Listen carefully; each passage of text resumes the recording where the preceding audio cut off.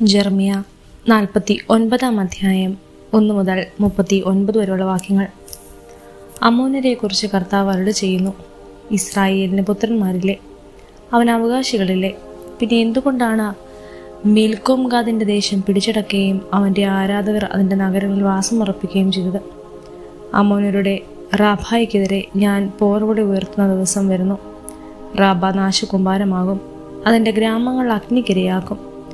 തങ്ങളെ കൊള്ളയടിച്ചവരെ ഇസ്രായേൽ കൊള്ളയടിക്കും. കർത്താവ് അരുളി ചെയ്യുന്നു. ഹെഷ്ബോൻ നിവാസികളെ നിലവിളിക്കുവിൻ, ആയി ശൂന്യമായിരിക്കുന്നു.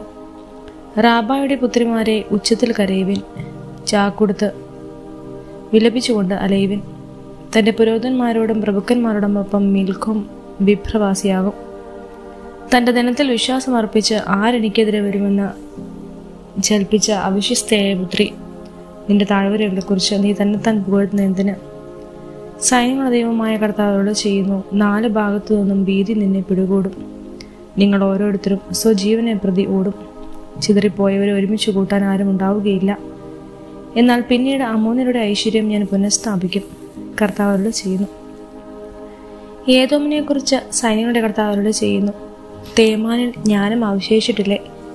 വിവേകിയുടെ വിവേകം നശിച്ചു പോയോ? അവരുടെ ബുദ്ധി കെട്ടുപോയോ? ദദാൻ നിവാസികളെ പിന്തിരിഞ്ഞോടുവേൻ, ഗർത്തങ്ങളിൽ പോയി ഒളിക്കുവേൻ. ശിഷ്യയുടെ നാളിൽ ഏസാവിൻ്റെ മേൽ ഞാൻ ദുരിതം വരുത്തും. മുന്തിരി ശേഖരിക്കുന്നവർ കുറച്ചെങ്കിലും അവശേഷിപ്പിക്കാറില്ലേ? രാത്രിയിൽ വരുന്ന കള്ളന്മാർ തങ്ങൾക്ക് വേണ്ടതല്ലേ എടുക്കൂ. ഏസാവിനെ ഞാൻ ശൂന്യമാക്കി, അവൻ്റെ ഒളിസങ്കേതങ്ങൾ തുറന്നിട്ടു. അവന് ഒളിച്ചിരിക്കാൻ കഴിയുകയില്ല.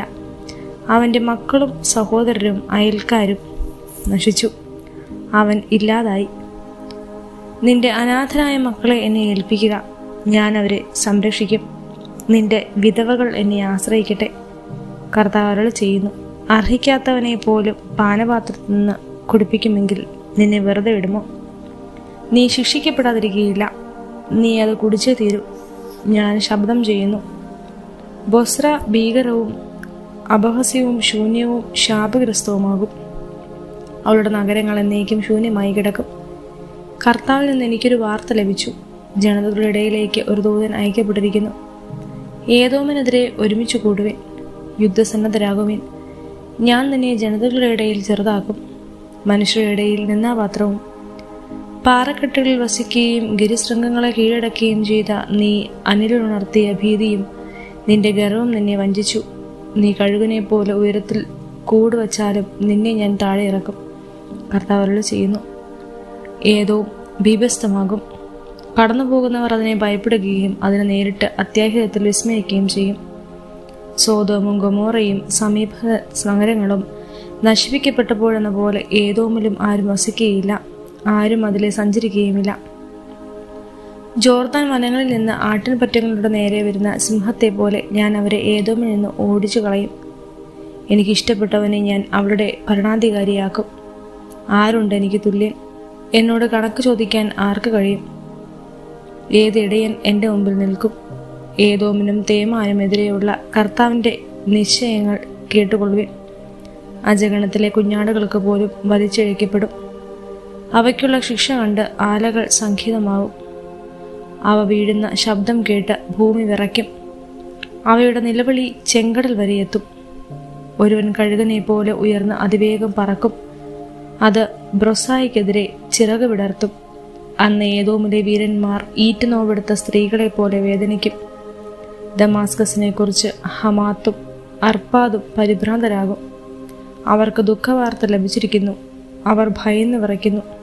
അടങ്ങാത്ത കടൽ പോലെ അവർ പ്രക്ഷുബ്ധരായിരിക്കുന്നു. ദമാസ്കസ് ദുർബലമായി.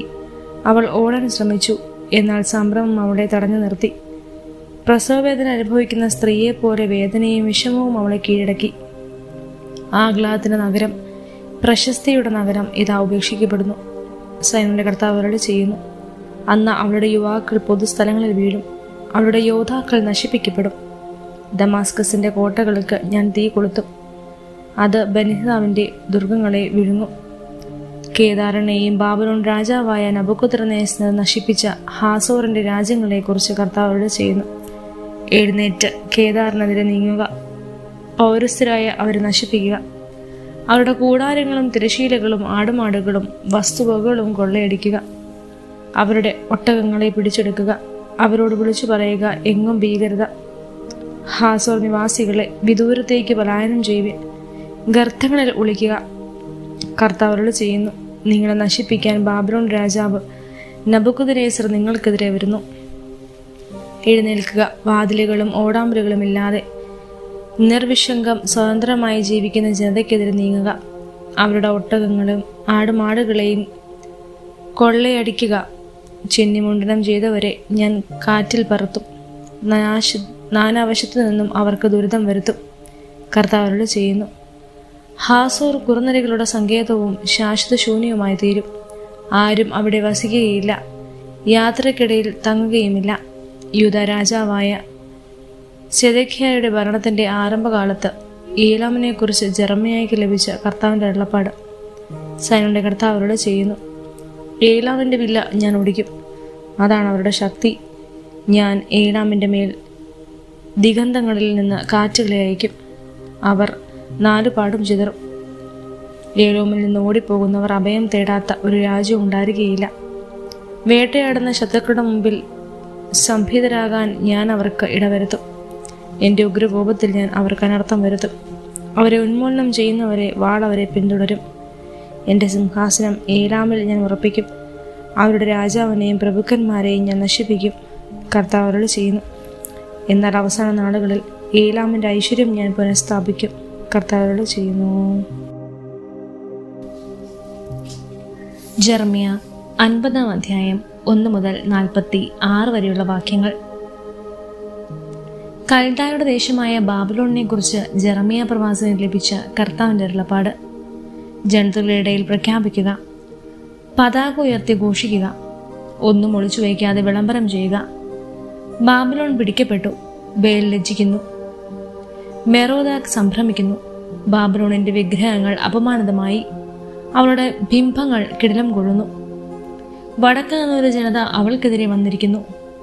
അവർ അവളുടെ ദേശം ശൂന്യമാക്കും, ആരും അവിടെ വസിക്കുകയില്ല.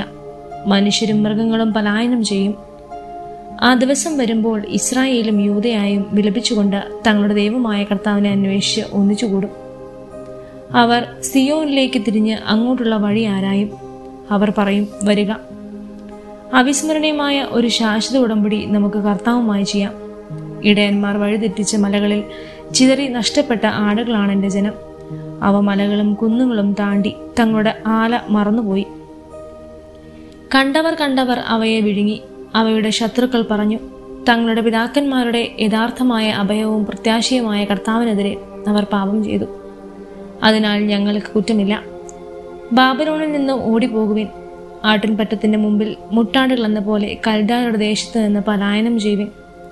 ഉത്തരദിക്കിൽ നിന്നും ശക്തരായ ജനതകളെ ബാബിലോണിനെതിരെ ഞാൻ ഇളക്കിവിടും. അവർ അവൾക്കെതിരെ അണിനിരന്ന് അവളെ പിടിച്ചടക്കും. അവരുടെ അസ്ത്രങ്ങൾ വെറും കൈയോടെ മടങ്ങാത്ത ധീരയോദ്ധാവിനെ പോലെയാണ്. കൽദായ ദേശം കൊള്ളയടിക്കപ്പെടും. അവളെ കവർച്ച ചെയ്യുന്നവർക്ക് തൃപ്തിയാവോളം ലഭിക്കും. എന്റെ അവകാശമായ ജനത്തെ കൊള്ളയടിച്ചവരെ നിങ്ങൾ സന്തോഷിപ്പിക്കുകയും വിജയഭേരി മുഴക്കുകയും ചെയ്യുന്നെങ്കിലും നിങ്ങൾ പുൽത്തകിടിൽ കൂത്താടി നടക്കുന്ന പശുക്കിടാവിനെ പോലെയും ഹേഷാരവം മുഴക്കുന്ന കുതിരകളെ പോലെയും ആണെങ്കിലും നിങ്ങളുടെ മാതാവ് അത്യധികം ലജ്ജിതയാകും. നിങ്ങളെ പ്രസവിച്ചവൾക്ക് അപകീർത്തി ഉണ്ടാകും. അവൾ ജനതകളിൽ ഏറ്റവും താഴ്ന്നവളാകും.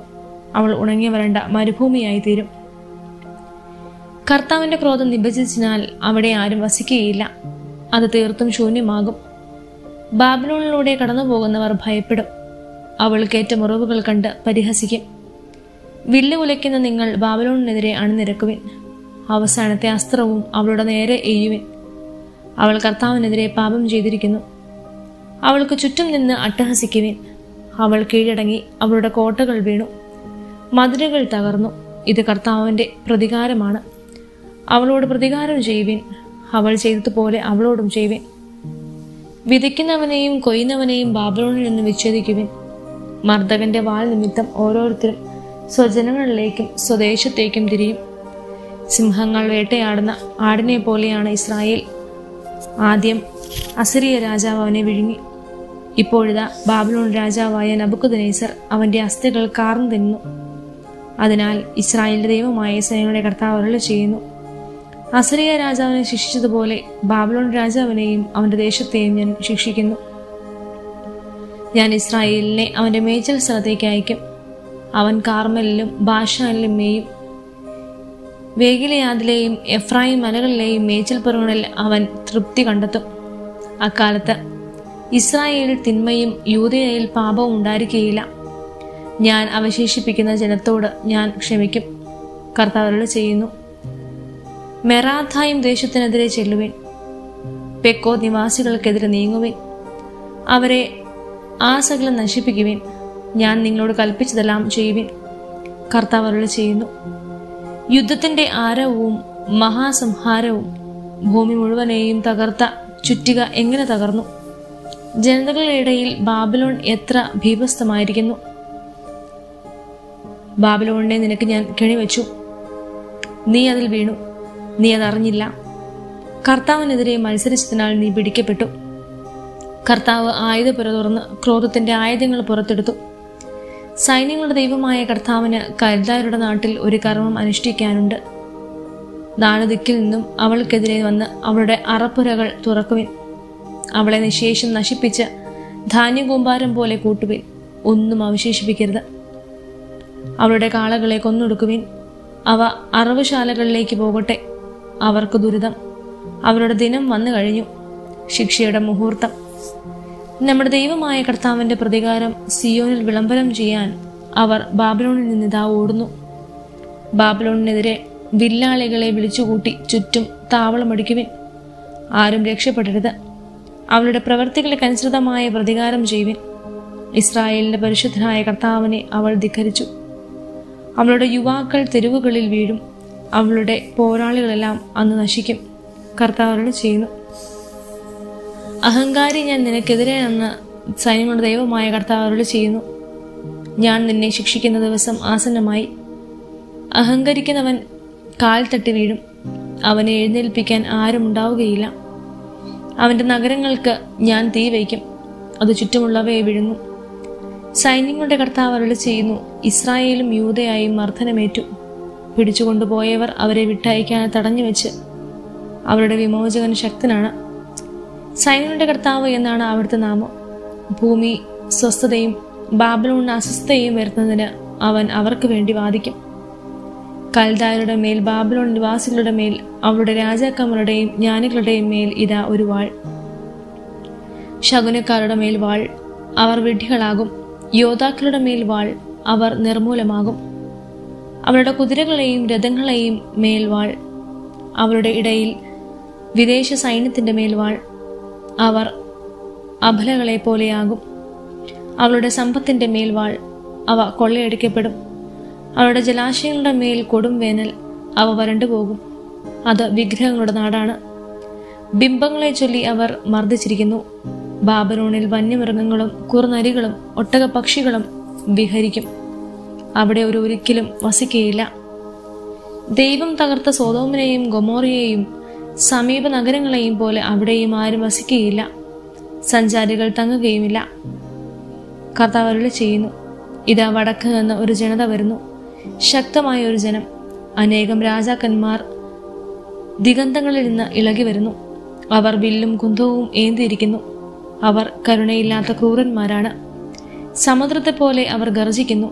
ബാബിലോൺ പുത്രി പോരാളിയെ പോലെ പടക്കോ പണിഞ്ഞ് അവൻ നിനക്കെതിരെ കുതിരപ്പുറത്തു വരുന്നു. ബാബിലോൺ രാജാവ് ഈ വാർത്ത കേട്ടു. അവന്റെ കരങ്ങൾ കുഴഞ്ഞു. പ്രസവവേദന അടുത്തവളെ പോലെ അവൻ കഠിനവേദനയാൽ പുളഞ്ഞു. ജോർദാൻ വനങ്ങളിൽ നിന്ന് പച്ച പിടിച്ച മേച്ചിൽപ്പുറങ്ങളിൽ ചാടി വീഴുന്ന സിംഹത്തെ പോലെ ഞാൻ അവരെ ഓടിച്ചു കളയും. എനിക്കിഷ്ടമുള്ളതിനെ ഞാൻ അവരുടെ മേൽ നിർമ്മിക്കും. എനിക്ക് തുല്യനായ ആരുണ്ട്? ആരെന്നോട് കണക്ക് ചോദിക്കും? ഏതിടയനാണ് എൻ്റെ മുമ്പിൽ നിൽക്കാൻ കഴിയുക? ബാബിലോണിനെതിരെ, കൽദായരുടെ ദേശത്തിനെതിരെ കർത്താവ് നിശ്ചയിച്ചിട്ടുള്ള കാര്യങ്ങൾ കേൾക്കുവിൻ. ആരുടെ ആട്ടിൻപറ്റത്തിലെ കുഞ്ഞാടുകൾ വലിച്ചിഴക്കപ്പെടും. അവരുടെ ദുർവിധി കണ്ട് മേച്ചിൽപ്പുറങ്ങൾ ഭയചകിതമാകും. ബാബിലോണിന്റെ പതനങ്ങളിൽ ഭൂമി വിറയ്ക്കും. അവളുടെ നിലവിളി ജനതകൾക്കിടയിൽ മുഴങ്ങും.